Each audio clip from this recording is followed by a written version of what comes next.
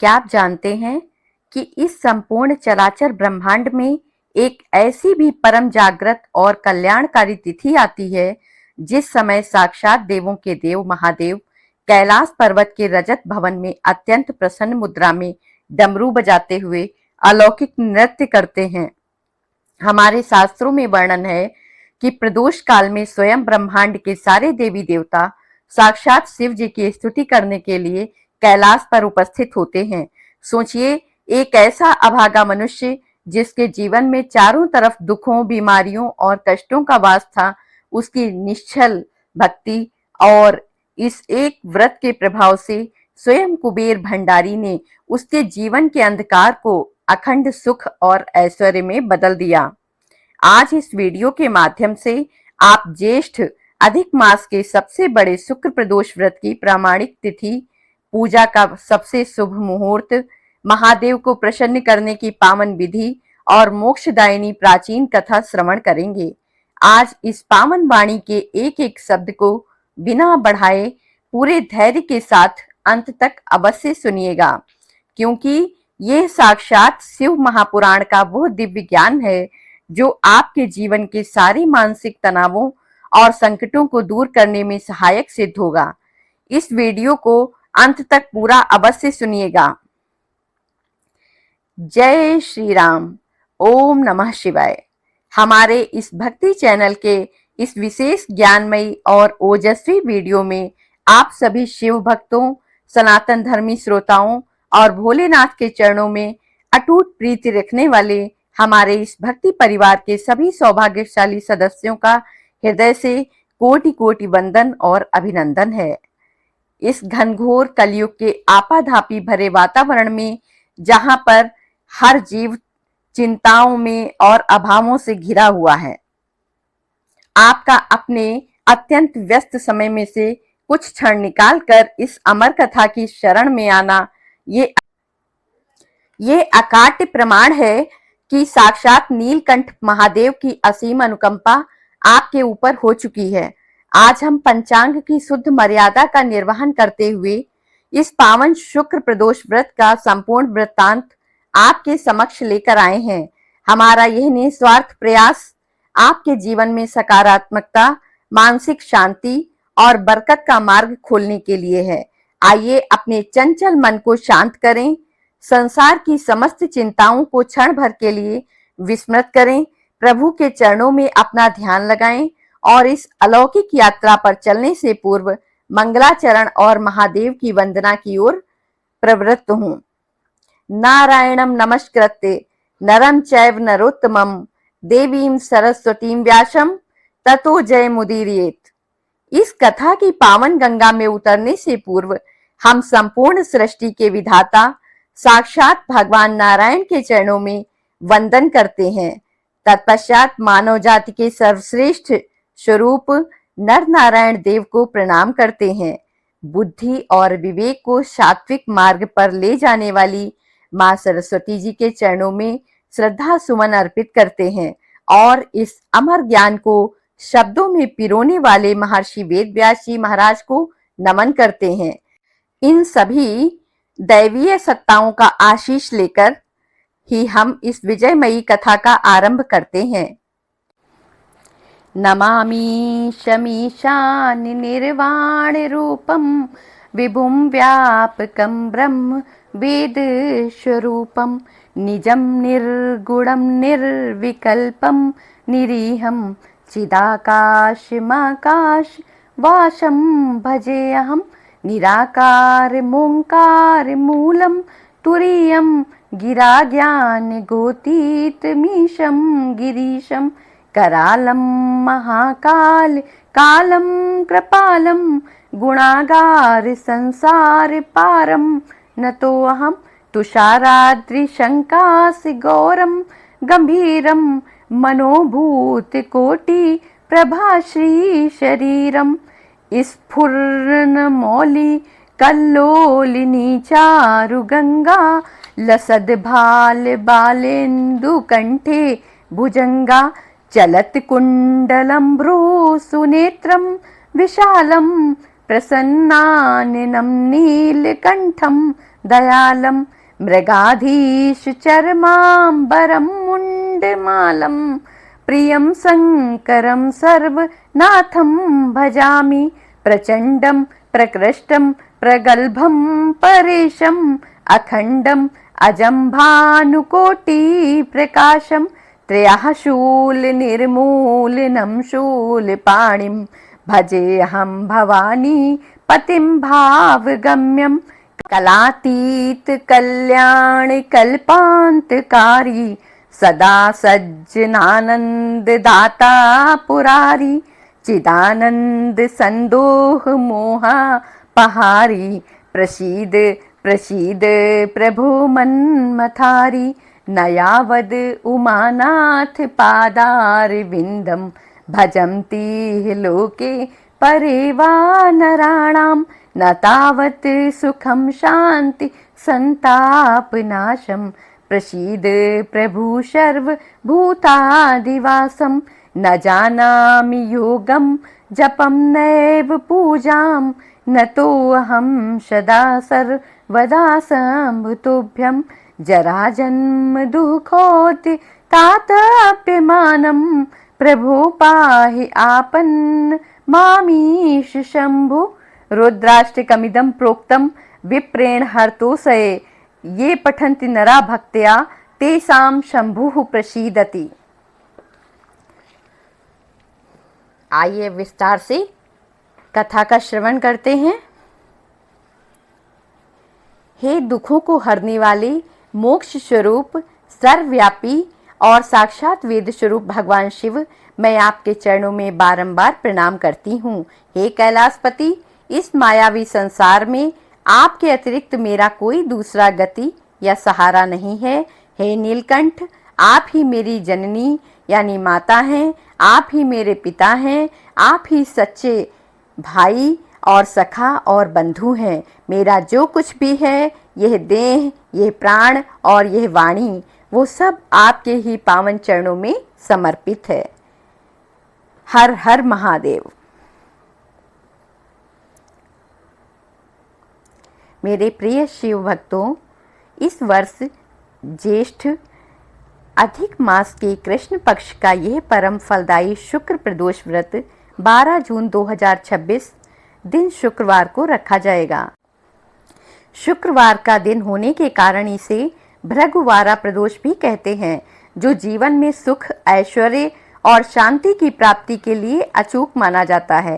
पंचांग के अनुसार व्रत के सभी आवश्यक और शुभ समय को ध्यान पूर्वक श्रवण कर लीजिए। त्रयोदशी का तिथि प्रारंभ 11 जून 2026 गुरुवार की रात को 10:36 से त्रयोदशी तिथि लग जाएगी।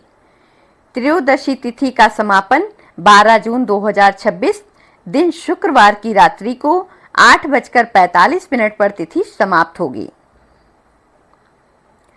प्रदोष काल के समय पूजा का सबसे श्रेष्ठ मुहूर्त है 12 जून की शाम को 7:19 से लेकर रात 9:23 तक रहेगा।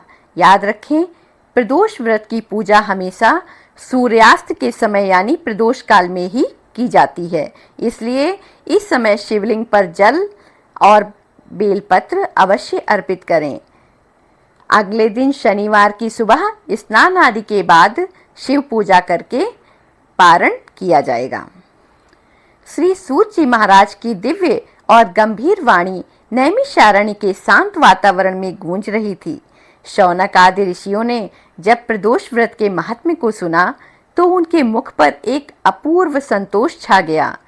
श्री सूत जी बोले, हे ऋषियों, शिव महापुराण में साक्षात महादेव ने माता पार्वती को इस शुक्र प्रदोष व्रत की जो कथा सुनाई थी, मैं वही अमर इतिहास तुम्हें सुनाता हूँ। इसे ध्यान पूर्वक सुनो। प्राचीन काल की बात है, एक नगर में एक अत्यंत धर्मपरायण वैश्य रहता था। उसका घर धन धान्य से परिपूर्ण था, परंतु भाग्य का लेख देखिए, विवाह के कई वर्ष के बाद भी उसके घर में कोई संतान नहीं हुई। संतान के अभाव में वैश्य और उसकी पत्नी हमेशा उदास रहते थे। एक दिन वैश्य ने अपनी पत्नी से कहा, हे प्रिय, इस संसार का सारा ऐश्वर्य धन हमारे पास है, परंतु बिना संतान के हमारा ये जीवन और हमारा ये महल सूने शमशान की तरह प्रतीत होता है। मैं अपनी इस व्यथा को दूर करने के लिए किसी सिद्ध महात्मा की खोज में तीर्थ यात्रा पर जाना चाहता हूँ। उसकी पत्नी ने रोते हुए उसे आज्ञा दी। वैश्य घर से निकल पड़ा और अनेक तीर्थों, वनों और पर्वतों पर भटकने लगा। भटकते भटकते एक दिन वह एक घने जंगल में पहुंचा, जहां साक्षात महर्षि शांडिल्य का आश्रम था। वहां महर्षि ध्यान में मग्न थे और उनके चारों तरफ एक अलौकिक शांति छाई हुई थी। वैश्य वहीं वृक्ष की छाया में बैठकर महर्षि के ध्यान से जागने की प्रतीक्षा करने लगा। शाम के समय जब महर्षि शांडिल्य ने अपनी आंखें खोलीं तो उन्होंने वैश्य की आंखों में छिपे गहरे दुख को पढ़ लिया। महर्षि ने करुणा के साथ पूछा, हे पुत्र, तुम किस चिंता में डूबे हुए हो? तुम्हारा मन इतना व्याकुल क्यों है? वैश्य ने महर्षि के चरणों में शीश नवाया और रोते हुए कहा, हे ऋषिवर, विधाता ने मुझे सब कुछ दिया, परंतु संतान का सुख छीन लिया। मेरा वंश आगे बढ़ाने वाला कोई नहीं है। कृपा करके मुझे कोई ऐसा उपाय बताइए जिससे मेरे जीवन का यह अंधकार दूर हो सके। महर्षि शांडिल्य ने कुछ क्षण आंखें बंद करके ध्यान लगाया और फिर मुस्कुराकर बोले, हे वैश्य, दुखी मत हो। तुम्हारे भाग्य के पन्नों में जो संतान का अभाव लिखा है, उसे स्वयं महादेव की कृपा बदल सकती है। इस समय परम पवित्र अधिक मास चल रहा है। तुम अपनी पत्नी के साथ मिलकर इस महीने में आने वाले शुक्र प्रदोष व्रत का पूरे नियम और निष्ठा के साथ पालन करो। शुक्रवार के दिन त्रयोदशी तिथि का आना एक महान संयोग है। इस दिन प्रदोष काल में शिवलिंग पर कच्चा दूध, शहद और बेलपत्र अर्पित करो। भोलेनाथ तुम्हारी झोली अवश्य भरेंगे। सूत जी महाराज कहते हैं, महर्षि शांडिल्य ने वैश्य को प्रदोष व्रत की महिमा समझाने के लिए एक और अत्यंत भावुक और सुंदर उपकथा सुनाई। महर्षि बोले, हे वैश्य, सुनो, इस शुक्र प्रदोष व्रत की महिमा कितनी अलौकिक है। इसी कांची नगरी में पूर्व काल में एक राजा हुए थे, जिनका राज्य शत्रुओं ने छीन लिया था। राजा और रानी वन वन भटकने लगे और अंत में राजा की मृत्यु हो गई। गर्भवती रानी अनाथ होकर जंगलों में भटकने लगी और उसने एक सुंदर बालक को जन्म दिया। नियति का खेल देखिए, कुछ समय के बाद रानी को भी एक काल सर्प ने डस लिया और वह बालक उस भयानक जंगल में बिल्कुल अकेला अनाथ होकर रोने लगा। वो बालक भूख और प्यास से व्याकुल था। तभी वहां से एक परम सती ब्राह्मणी गुजरी, जो स्वयं बहुत निर्धन थी और भिक्षा मांगकर अपना जीवन चलाती थी। उसने उस रोते हुए अनाथ बालक को देखा तो उसका ममतामयी हृदय पिघल गया। उसने उस बालक को अपनी गोद में उठा लिया और उसे अपने घर ले आई। ब्राह्मणी को स्वयं खाने के लाले थे, परंतु उसने उस अनाथ राजकुमार को अपने सगे पुत्र की तरह पाला। एक दिन वो ब्राह्मणी अपने दोनों बच्चों के साथ नदी के किनारे से गुजर रही थी। तभी उसे साक्षात भगवान शिव के गण नंदी जी के दर्शन हुए।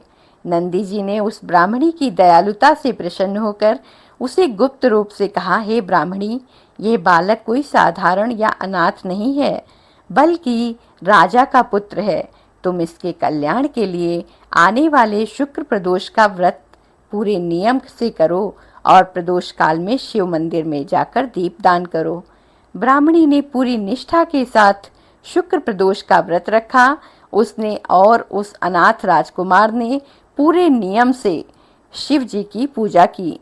व्रत के प्रभाव से कुछ ही समय में उस राजकुमार की भेंट वन में गंधर्व कन्याओं से हुई, जिन्होंने उसकी वीरता से प्रसन्न होकर अपने पिता से कहकर उसे एक विशाल सेना दिलाई। राजकुमार ने अपने शत्रुओं पर विजय प्राप्त की और अपना खोया हुआ राज्य वापस पा लिया।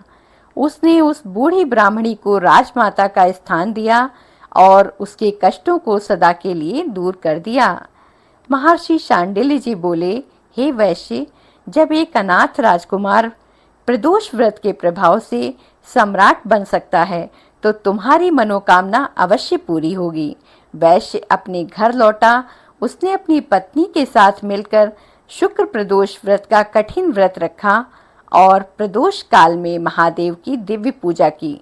भोलेनाथ की अनुकंपा से कुछ ही समय के बाद उसके घर में एक अत्यंत सुंदर और तेजस्वी पुत्र का जन्म हुआ और उसका घर खुशियों से भर गया। मेरे आदरणीय और प्रिय श्रोताओं, भगवान शिव का ये शुक्र प्रदोष व्रत हमें ये शाश्वत शिक्षा देता है कि जब जीवन में चारों तरफ से अभावों का अंधकार हो, तब भी महादेव के चरणों पर हमारा विश्वास कभी डगमगाना नहीं चाहिए। अनाथ राजकुमार के पास कोई साधन नहीं था, केवल उस ब्राह्मणी का अटूट विश्वास था और उस निश्चल भक्ति के सामने स्वयं नियति को भी झुकना पड़ा। आज वही भोलेनाथ हमारे हृदय में भी विराजमान हैं, जो भक्तों के सच्चे भाव से अत्यंत प्रसन्न होते हैं। यदि हमारे इस भक्ति चैनल के इस वीडियो की यह विस्मयकारी और महादीर्घ गाथा आपके हृदय की गहराइयों तक उतरी हो, तो इस पावन विचार को आगे बढ़ाने के लिए हमारे इस भक्ति परिवार से इसी क्षण जुड़ जाइए। लाल रंग के सब्सक्राइब बटन को दबाकर इस परिवार की सदस्यता अवश्य ग्रहण कीजिए, ताकि भविष्य में भी हम और आप मिलकर इस पावन यात्रा को ऐसे ही आगे बढ़ाते रहें। इस कथा के अमूल्य पुण्य को केवल स्वयं तक सीमित मत रखिएगा, इसे अपने परिवारजनों, मित्रों, स्नेहियों के साथ अवश्य शेयर कीजिएगा, क्योंकि इस पवित्र महीने में शिव कथा का विचार दूसरों तक पहुंचाना भी परम मंगलकारी माना गया है। और कमेंट बॉक्स को खाली मत छोड़िएगा, वहां अपनी आत्मा के संपूर्ण भाव को अर्पित करते हुए पूरे आदर से लिखिए, हर हर महादेव, ओम नमः शिवाय, जय श्री राम। भोलेनाथ की कृपा आप सभी पर और आपके परिवार पर सदा बनी रहे। अगले वीडियो में हम फिर मिलेंगे इसी चैनल पर एक और अत्यंत दिव्य और प्रेरणादायक कथा के साथ। तब तक के लिए महादेव के ध्यान में मग्न रहिए, मुस्कुराते रहिए और अपने दिन की अत्यंत सुंदर शुरुआत कीजिए। जय श्री राम, हर हर महादेव, जय श्री राम, ओम नमः शिवाय। कर्पूर गौरम करुणावतारम संसारसारम भुजगेन्द्रहारम सदा बसंतं हृदयारविन्दे भवं भवानी सहितं नमामि। नीलाम्बुजश्याम मलकोमलांगं सीता समारोपितवाम भागं पाणो महाशायकचारुचापं नमामि रामं रघुवंशनाथं। जय शिव शंभु।